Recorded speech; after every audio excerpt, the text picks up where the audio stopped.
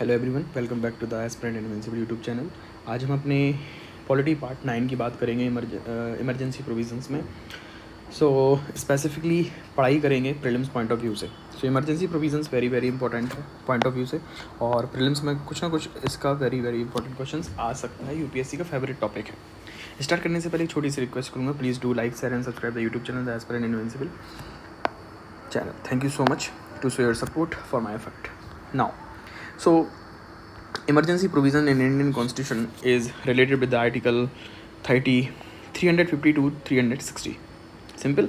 There are part 18. They are part of 18 and Article 352 to 360.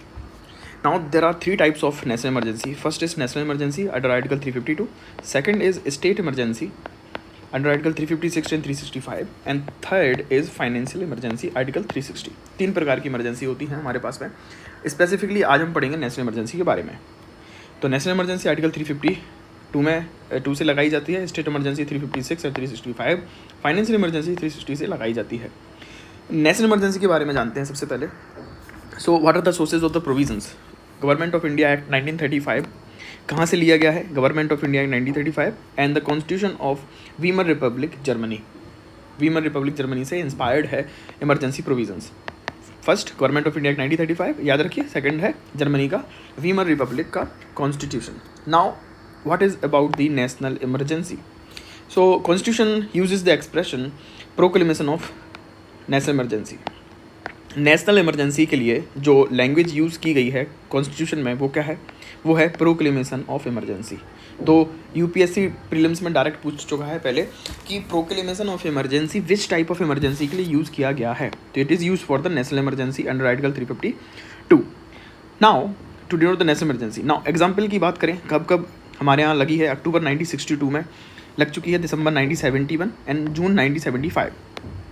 3 बार national emergency लगी गई है। नाउ चाइनीज़ एग्रेशन था 1962 में, Chinese aggression, so it is continued till January 1968। Second time December 1971 में Indo Pakistan वार के कारण इसको लगाया गया था। It continued till the March 1977 and within the 1971 जो सेकंड वाली नेशनल इमरजेंसी चली रही थी उसके अंदर एक और इमरजेंसी लगाई दी जाती है इंटरनल पॉलिटिकल क्राइसिस के कारण, जो इंदिरा गांधी ने लगाया था। दिस वाज द इमरजेंसी जहाँ पर इंदिरा गांधी ने पॉलिटिकल क्राइसिस के कारण इमरजेंसी लगाया था और इसके कारण उनको बहुत ज़्यादा क्रिटिसिज्म फेस करना पड़ा था। आज भी कांग्रेस पार्टी को इसी के कारण फेस करना पड़ता था। After 1977 no such emergency is occurred in India. ठीक है, आज तक फिर दोबारा से नहीं लगाई गई है 1977 के बाद में। तो कितने बार लग चुकी है national emergency? 3 times. First time October 1962, second time 1971। Internal emergency कब लगाई गई थी? थर्ड टाइम, जो सेकेंड इमरजेंसी के समय के अंदर ही लगाई गई थी। Emergency within emergency.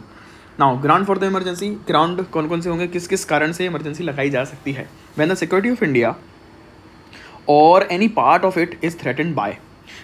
तो जब इंडिया की सिक्योरिटी या फिर किसी भी पार्ट ऑफ इंडिया के कोई भी हिस्से की सिक्योरिटी थ्रेटेंड हो, किससे? पहला है वॉर और एक्सटर्नल एग्रेशन से, इसको हम बोलते हैं एक्सटर्नल इमरजेंसी। जब वॉर हो, युद्ध हो रहा हो होने की आशंका हो, या फिर एक्सटर्नल एग्रेशन हो, किसी ने हम पे आक्रमण कर दिया हो, that is a external aggression. There are 2 basis for external emergency, इसे बोलेंगे external emergency under article 352। Same है। Next is armed rebellion, internal emergency जिसे बोला गया था। आर्म्ड रिबेलियन मतलब समझ आ गया, अंदर हथियारों से विद्रोह हो रहा है देश के अंदर, that is a internal emergency. तो 2 टाइप ऑफ इंटरनल इमरजेंसी हो गया हमारे पास में, एक हो गया एक्सटर्नल, एक हो गया इंटरनल। अभी इंपॉर्टेंट क्या है, 44th कॉन्स्टिट्यूशन अमेंडमेंट एक्ट के ज़रिए सरकार ने, मतलब जो उस समय सरकार थी, आर्म रिबेलियन को चेंज करके इंटरनल डिस्टर्बेंस की जगह पर आर्म्ड रिबेलियन वर्ड लाया गया था। क्यों लाया गया था? क्योंकि इंटरनल डिस्टर्बेंस बहुत ही वेग वर्ड है, बहुत ही लूज वर्ड है, आसानी से कोई भी सरकार इसका मिसयूज़ कर सकती थी। इसलिए इंटरनल डिस्टर्बेंस को हटा के कौन सा शब्द लाया गया? Armed rebellion. अब जब तक हथियारों से विद्रोह नहीं होगा तब तक आप इंटरनल इमरजेंसी नहीं लगा सकते। नेक्स्ट 38th कॉन्स्टिट्यूशन अमेंडमेंट 1975, ये भी इंदिरा गांधी लाई थी। 38th अमेंडमेंट 1975 में क्या हुआ? Allow president to issue different proclamations on the grounds of war, external aggression and arm rebellion or the imminent danger threat of. तो एक इमरजेंसी के साथ साथ इमरजेंसी लगी है, बट उसमें बहुत सारे प्रोक्लेमेशन ला सकता है प्रेसिडेंट, लगा सकते हैं एक से ज़्यादा प्रोक्लेमेशन। प्रोक्लेमेशन का मतलब है नोटिस इशू कर दिया जाएगा बार बार कि ये मना है, ये मना है, यहाँ पर खत्म है, ये खत्म है। सिंपल है। तो किस अमेंडमेंट से क्या हुआ है, यूपीएससी इसमें बहुत ज़्यादा इंटरेस्ट रहती है कि 44 संविधान संशोधन से क्या हुआ था और 38th अमेंडमेंट से क्या हुआ था। तो दोनों चीज़ें आपको याद रखनी चाहिए। Now who declared emergency in India, president of India declare करेंगे। Now next is territorial extent की बात करें तो कहाँ कितने एरिया में लगेगी, इंटायर कंट्री में भी लग सकती है और only a part of it. 42nd constitution amendment act 1976 से चेंजेस लाए गए थे। क्या चेंजेस लाए गए थे कि president to limit the operation of the national emergency to specified part of the India. तो पहले नेशनल इमरजेंसी कंप्लीट इंडिया में लगेगा, ऐसा था before the amendment act of 42nd 1976। But 42nd amendment act से इंदिरा गांधी ने क्या किया, प्रेसिडेंट को पावर दे दिया। अब सरकार चाहे, प्रेसिडेंट चाहे तो लिमिट कर सकती है किसी भी एक हिस्से में इंडिया के नेशनल इमरजेंसी को। सिंपल हो गया। Now what are the safeguard, national emergency के सेफ गार्ड क्या हैं? मतलब भारत में लोकतंत्र बचा रहे, हमारे फंडामेंटल राइट बचा रहे, सरकार अपनी पावर को एब्सोल्यूट नहीं बना पाए, तो हमारे पास क्या क्या सेफ गार्ड है, कॉन्स्टिट्यूशन में क्या क्या सेफ गार्ड हमारे पास में है। First is president can proclaim national emergency only after a written recommendation. जब तक रिटन रिकमेंडेशन नहीं आएगा कैबिनेट से तब तक मंजूरी नहीं मिलेगी। कब आया ये? 44th amendment act. ऐसा क्यों हुआ था? क्योंकि इंदिरा गांधी के समय में ऐसा नहीं था। तो जब इंदिरा गांधी की सरकार गई और जनता पार्टी की सरकार आई, उन्होंने 44th अमेंडमेंट लाया और सेफ गार्ड इंट्रोड्यूस किया, नहीं तो देश में से लोकतंत्र खत्म हो जाता। सिंपल है। Next is must be ratified by the both houses within 1 month from the date of the issue with a special majority that is also added by 44th amendment act। पहले क्या था? पहले 2 महीने में, 2 महीने के अंदर अंदर अप्रूवल लेना पड़ता है राज्यसभा और लोकसभा से। बट 44th अमेंडमेंट एक्ट से क्या कर दिया गया, 1 महीने के अंदर अंदर टाइम पीरियड कर दिया गया कि प्रोक्लेमेशन हो गया, कैबिनेट की मंजूरी भी होगी, लिखित रिटन रिकमेंडेशन, बट 1 महीने के अंदर अंदर लोकसभा और राज्यसभा से पास कराना पड़ेगा स्पेशल मेजोरिटी के बाद में, तभी इसको कंटिन्यू कर सकते हो। तो याद रखिए स्पेशल मेजोरिटी चाहिए है और 1 महीने के अंदर अंदर चाहिए। अभी 44th अमेंडमेंट से लाया था, ओरिजिनल में क्या था, 2 महीने का टाइम था। Simple. Next is if Lok Sabha stand dissolved during the declaration of emergency, then it must be approved by reconstituted Lok Sabha within 30 days। अब मान लीजिए लोकसभा भंग हो गई, इलेक्शन हो रहा है, कोई भी कारण है, लोकसभा नहीं है उस समय में, तो जैसे ही नई लोकसभा आएगी, नई लोकसभा के 30 दिन के अंदर अंदर उसको अप्रूव कराना पड़ेगा from it the first sitting, provided Rajya Sabha has approved it in the mean time. तो उससे पहले राज्यसभा कर चुकी है, लेकिन लोकसभा भंग है, इलेक्शन हो रहा है या फिर कोई और रीज़न है, तो लोकसभा जैसे ही नई लोकसभा आएगी, नई लोकसभा के आने की पहली मीटिंग के 30 दिन के अंदर अंदर आपको इसको अप्रूव कराना पड़ेगा। These are the safeguard. ये आपको मेंस में बहुत ज़्यादा इंपॉर्टेंट रहेगा। नेक्स्ट इज प्रीलिम्स में तो बहुत ज़्यादा इंपॉर्टेंट है ही है, मेंस में भी रहेगा। ड्यूरेशन की बात करें तो कब तक नेशनल इमरजेंसी लगी करेगी? 6 महीने तक रहेगी, कंटिन्यू फॉर 6 मंथ। जब एक बार लगा दी गई तो 6 महीने कंटिन्यू रहेगी, और इसके आगे जाना है, एक्सटेंड करना है इसको इंडेफिनाइट पीरियड तक, तो अप्रूवल चाहिए पड़ेगा पार्लियामेंट का हर 6 महीने में। हर 6 महीने में पीरियडिक अप्रूवल इंट्रोड्यूस किया गया था। किसने इंट्रोड्यूस किया? 44 संविधान संशोधन, 44th कॉन्स्टिट्यूशन अमेंडमेंट एक्ट। क्यों लाया था? वही सेम इंदिरा गांधी जी ने नेशनल इमरजेंसी लगा दिए गए थे, तब इसके पास में नहीं था, एक बार लगा दी तो हमेशा के लिए लग गया था। बट 44th कॉन्स्टिट्यूशन अमेंडमेंट लाया गया, जनता पार्टी ने कहा ऐसे तो देश में लोकतंत्र नहीं बचेगा, हमें हर 6 महीने में अप्रूवल लेना पड़ेगा, इस सेफ गार्ड को इंट्रोड्यूस किया था। ठीक है, तो नेशनल इमरजेंसी कितने साल के लिए लगाई जा सकती है? इंडेफिनाइट पीरियड के लिए लगाई जा सकती है, और अप्रूवल किसका चाहिए? हर 6 महीने में आपको पार्लियामेंट का अप्रूवल चाहिए। बस कंडीशन ये है। एक बार में कितने समय के लिए लगेगी? 6 महीने के लिए लगेगी। सिंपल। रिवोकेशन कैसे होगा? अगर नेशनल इमरजेंसी को हटाना है, कौन करेगा? प्रेसिडेंट कर सकता है, एनी टाइम, कभी भी। प्रेसिडेंट कभी भी कर सकते, बिल्कुल कभी भी कर सकते हैं, without requirement of the approval of the parliament.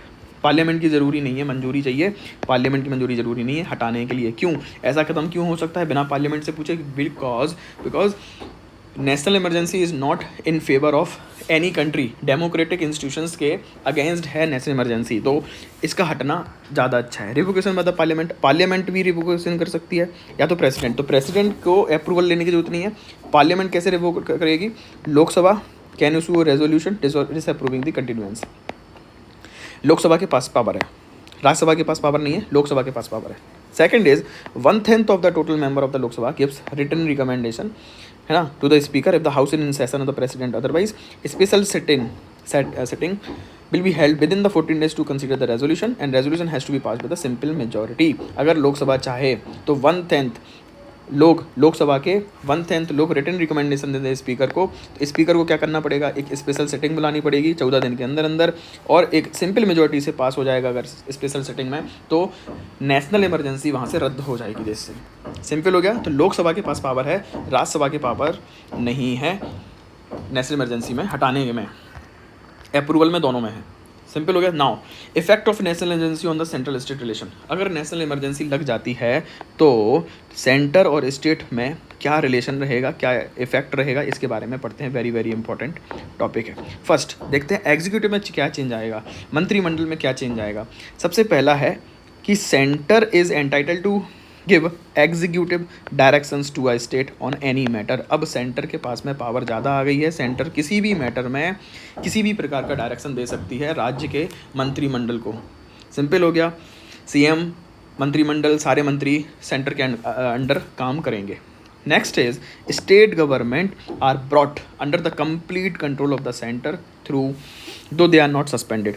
तो सेंट्रल गवर्नमेंट सस्पेंड हो जाए ऐसा ज़रूरी नहीं है, बट स्टेट गवर्नमेंट सेंटर के अंदर काम करेगी ऐसा ज़रूर होगा। नेक्स्ट इज लेजिस्लेटिव, विधानसभा में क्या फ़र्क पड़ने वाला है, लेजिस्लेटिव पे क्या फ़र्क पड़ने वाला है। L2 the legislative power of the state is not suspended. तो स्टेट की जो लेजिस्लेटिव पावर है, कानून बनाने की शक्ति है, उसको सस्पेंड नहीं किया जाएगा। But parliament is empowered to make laws on any subject mentioned in the state list. बस नेशनल इमरजेंसी के टाइम पीरियड में पार्लियामेंट के पास में पावर आ जाएगा। किसके पास में? प्रेसिडेंट के पास में नहीं आएगा, पार्लियामेंट के पास पावर आएगा। वो स्टेट लिस्ट पे भी कानून बना सकता है, जो नॉर्मल कंडीशन में पॉसिबल नहीं है। Next is laws made by the parliament on the state subject become inoperative 6 months after the emergency. जैसे ही इमरजेंसी ख़त्म होती है उसके 6 महीने बाद वो सारे के सारे कानून रद्द हो जाएंगे जो पार्लियामेंट ने स्टेट सब्जेक्ट पे बनाए थे, स्टेट लिस्ट पे बनाए थे। क्यों हो जाएंगे? क्योंकि उस समय पे इमरजेंसी थी। इमरजेंसी जब खत्म हो गई तो ऐसे कानून भी खत्म हो जाने चाहिए। सिंपल ये लॉजिक है उसके पीछे। Next is president can issue ordinance on the state subject if the parliament is not in the session. तो अगर पार्लियामेंट सेशन में नहीं है लेकिन हमें कानून चाहिए स्टेट सब्जेक्ट पे, तो क्या होगा? प्रेसिडेंट ऑर्डिनेंस पास कर सकते हैं सिंपली स्टेट सब्जेक्ट पर भी। Next is parliament can confer power and impose the duties upon the centre or the it officer and authorities is respect of the matters of the outside the union list. Parliament centre government को power दे सकती है, impose कर सकती है duty, and its officers, centre के जितने भी ऑफिसर्स हैं उन सब पे रिस्पॉन्सिबिलिटी भी दी जा सकती है जो आउटसाइड यूनियन लिस्ट से हैं, क्योंकि नेशनल इमरजेंसी में सेंटर को रिस्पॉन्सिबिलिटी देनी पड़ेगी और पावर भी मिलेगा उनको मैनेज करने के लिए स्टेट गवर्नमेंट को और स्टेट अफेयर को। Next is financial matter. Financial matter में क्या क्या चेंज आएंगे अगर इस नेशनल इमरजेंसी लगती है? सबसे पहले president can modify constitutional distribution. जो कॉन्स्टिट्यूशनल डिस्ट्रीब्यूशन है, मान लीजिए जीएसटी का डिस्ट्रीब्यूशन होता है 60% और 40% स्टेट के पास में जाना है। इस तरीके से कॉन्स्टिट्यूशनल डिस्ट्रीब्यूशन है टैक्स का, इनडायरेक्ट टैक्सेस का, डायरेक्ट टैक्सेस का। बट नेशनल इमरजेंसी केस में ऐसा होना ज़रूरी नहीं है। प्रेसिडेंट के पास में पावर है, पार्लियामेंट के पास पावर नहीं है, प्रेसिडेंट के पास पावर है। तो यूपीएससी हमेशा कीवर्ड से खेलता है, प्रेसिडेंट की जगह पार्लियामेंट कर देगा, पार्लियामेंट की जगह प्रेसिडेंट कर देगा, और यही आपको नोटिस करना रहता है सिंपल सा। तो प्रेसिडेंट चाहे तो इसको मॉडिफाई कर सकता है during the national emergency. Next is president can reduce or cancel transfer of finances from the centre to state. वही बात सेम हो गई। अगर प्रेसिडेंट चाहे तो सेंटर से राज्य के पास में कितना पैसा जाना है, नहीं जाना है, इसको भी कैंसिल भी कर सकता है और कम भी कर सकता है, रिड्यूस भी कर सकता है और कैंसिल भी कर सकता है, दोनों है। वेरी वेरी इंपॉर्टेंट पॉइंट हो गया। Note any modification continues till the end of the financial year in which every such order has to passed. Simple, समझ में आ गया। अगर फाइनेंशियल 2014 और 25 के लिए लगा है 31 मार्च तक वैलिड रहेगा ऐसे सारे के सारे ऑर्डर, और 31 मार्च के बाद में ये सारे के सारे ऑर्डर हमें ये सिर्फ और सिर्फ ऑर्डर, नेशनल इमरजेंसी तो चलेगी, ये ऑर्डर कैंसिल हो जाएंगे जो प्रेसिडेंट ने फाइनेंसेस को ट्रांसफर करने के लिए कैंसिल किया है। नाउ लाइफ ऑफ लेजिस्लेचर, अब विधानसभा की लाइफ पे क्या असर पड़ेगा इसके बारे में देख लेते हैं हम जल्दी से। सबसे पहले जो पार्लियामेंट है लोकसभा, तो लोकसभा की लाइफ में क्या होता, इट मे बी ज़रूरी नहीं है, may be extended beyond it's normal term, जो 5 साल का टर्म है इससे आगे बढ़ाया जा सकता है लोकसभा का term by law of parliament. किससे, पार्लियामेंट कानून बनाएगा for 1 year at a time, एक बार में सिर्फ 1 साल के लिए, for any length of the time, और इस तरीके से आप इंडेफिनाइट टाइम तक बढ़ाया जा सकता है। क्यों बढ़ाया जा सकता है, क्योंकि नेशनल इमरजेंसी की हर 6 महीने में अप्रूवल करके आप इंडेफिनाइट पीरियड तक लगा सकते हो। वैसे ही लोकसभा अगर आपको ज़रूरत है तो 1 साल बढ़ा लो एक बार में, फिर अप्रूवल लाओ, 1 साल फिर बढ़ा लो, अगली साल फिर बढ़ा लो, अगली साल फिर बढ़ा लो, ऐसे 4-5 साल करके जब आपकी मर्जी हो तब तक बढ़ाते चले जाओ, बस पार्लियामेंट को अप्रूव करना पड़ेगा उसको। सिंपल हो गया।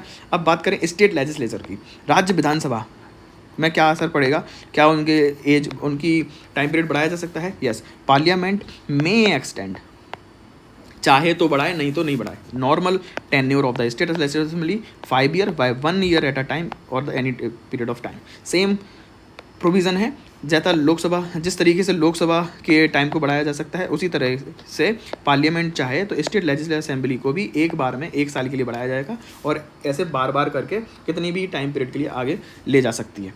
Next is extension can not continue beyond a period of 6 month after the emergency cease to be operate. जैसे ही नेशनल इमरजेंसी खत्म होगी उसके 6 महीने बाद जो टाइम पीरियड था लोकसभा का या फिर लेजिस्लेचर का, विधानसभा का, अपने आप नॉर्मल हो जाएगा, मतलब 5 साल हो जाएगा, फिर आपको चुनाव कराने पड़ेंगे। सिंपल हो गया। Now the impact of the national emergency on the fundamental right, very very important topic, कि फंडामेंटल राइट पर क्या इम्पैक्ट पड़ने वाला है, फंडामेंटल राइट पर किस तरीके से इम्पैक्ट पड़ेगा, इनको देखते हैं।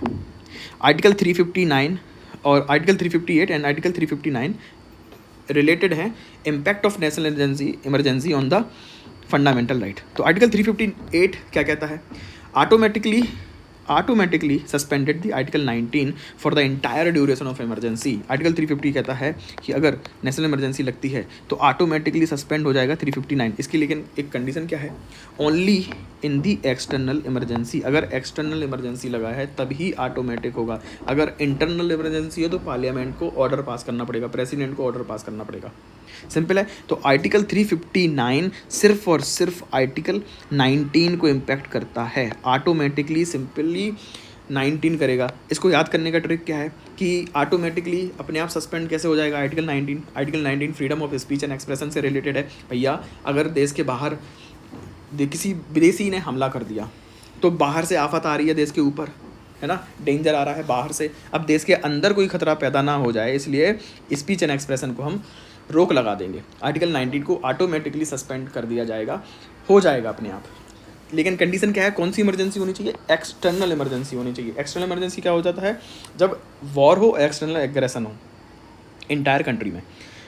नेक्स्ट आर्टिकल 359 कहता है it requires presidential order for the suspension of the fundamental rights which can be for entire duration of the shorter period. अब यहाँ पर कंडीशन गिवन है, प्रेसिडेंट चाहेगा तभी होगा, प्रेसिडेंट ऑर्डर पास करेंगे suspension of the fundamental right for the entire duration या फिर shorter period of time, impact all fundamental right mention in the constitution except article 20 and 21। पहले भी बात कर चुके हैं, सारे के सारे फंडामेंटल राइट को सस्पेंड किया जा सकता है सिर्फ और सिर्फ आर्टिकल 20, आर्टिकल 21 को छोड़कर। आर्टिकल 20 क्या है, protection in respect of conviction, and article 21 क्या है, right to life and liberty. इन दो फंडामेंटल राइट को छोड़ के सारे के सारे फंडामेंटल राइट को क्या किया जा सकता है, सस्पेंड किया जाए। Operate in the both type of the emergency, internal and external दोनों हो। 359 दोनों में काम करता है, 358 सिर्फ और सिर्फ एक्सटर्नल इमरजेंसी के लिए काम करता है और सिर्फ 90 के लिए काम करता है। आर्टिकल 359 दोनों के लिए काम करेगा, ये इसको याद कर लो। एक्सटेंड पार्ट ऑफ द और एंटायर ऑफ द कंट्री, पूरे देश में लगाया जा सकता है या फिर किसी स्पेसिफिक पार्ट पे लगाया जा सकता है। अब जुडिशियल रिव्यू की बात करें कि नेशनल इमरजेंसी पे जुडिशियल रिव्यू कहाँ कहाँ हुआ है और सुप्रीम कोर्ट ने इसके रिगार्डिंग क्या बात कही है। सबसे पहले 38 constitution amendment act 1975, 44 constitution amendment 1978 and mineral amendments के 1980, इन तीनों में इंपॉर्टेंट जजमेंट आए थे सुप्रीम कोर्ट के। तो सबसे पहले 38 अमेंडमेंट आता है 1975 में, इंदिरा गांधी लाती हैं। और क्या होता है इसमें आता है, declaration of national emergency is immune from the judicial review. अगर सरकार चाहे नेशनल इमरजेंसी डिक्लेयर कर दे और सुप्रीम कोर्ट इसको क्वेश्चन नहीं कर सकता। फिर क्या होता है, फिर आता है आपका 44th अमेंडमेंट। जैसे हमने देखा तो एबव प्रोविज़न वाज डिलीटेड, यहाँ पर एबव प्रोविज़न को डिलीट कर दिया गया था। कौन से एबव प्रोविज़न, ये जो 38 अमेंडमेंट आया था, इंदिरा गांधी लाई थी कि नेशनल इमरजेंसी को जुडिशियल रिव्यू से ऊपर रख दिया गया था। तो जनता पार्टी गवर्नमेंट आती है और यहाँ पे इन्होंने इसको डिलीट कर दिया। वेरी गुड, अच्छा काम किया। Next is Minerva mills case 1980। अब सुप्रीम कोर्ट में इसने सुनवाई की है, सुप्रीम कोर्ट ने इस चीज़ की, उन्होंने बोला proclamation can challenged on the ground of mala fide. तो नेशनल इमरजेंसी का प्रोक्लेमेशन जो भी है उसको चैलेंज किया जा सकता है, जुडिशियल रिव्यू उस पर लिया जा सकता है। क्या बेसिस रहेगा इसका, मेलाफाइड, यानी कुछ गलत इंटेंशन के साथ में लगाया गया है, या फिर declaration was based on the wholly extraneous and irrelevant fact or absurd or perverse fact. Simple है, ज़रूरत नहीं थी फिर भी नेशनल इमरजेंसी लगा दी गई है, इस बेसिस पे इसको चैलेंज किया जा सकता है। और साथ ही साथ में मेलाफाइड, कुछ ना कुछ दाल में गड़बड़ है, सरकार की नीयत ख़राब है, इस बेसिस पे इसको चैलेंज किया जा सकता है सुप्रीम कोर्ट में। सिंपल है, यहाँ तक हमने नेशनल इमरजेंसी देख ली है। आई होप आपको समझ में आ गया हो, बहुत अच्छी लगा हो। Please do like share and subscribe the YouTube channel. इस यूट्यूब चैनल को ज़रूर से सब्सक्राइब कर दीजिए to show your support for my effort. Thank you so much. और टेलीग्राम चैनल भी है द एस्पिरेंट इनविंसिबल, आप उसको सब्सक्राइब कर लीजिए, ज्वाइन कर लीजिए। सारी PDF मैं वहाँ पर अपलोड करता हूँ और आपको वहाँ से मिल जाएगा। Thank you so much.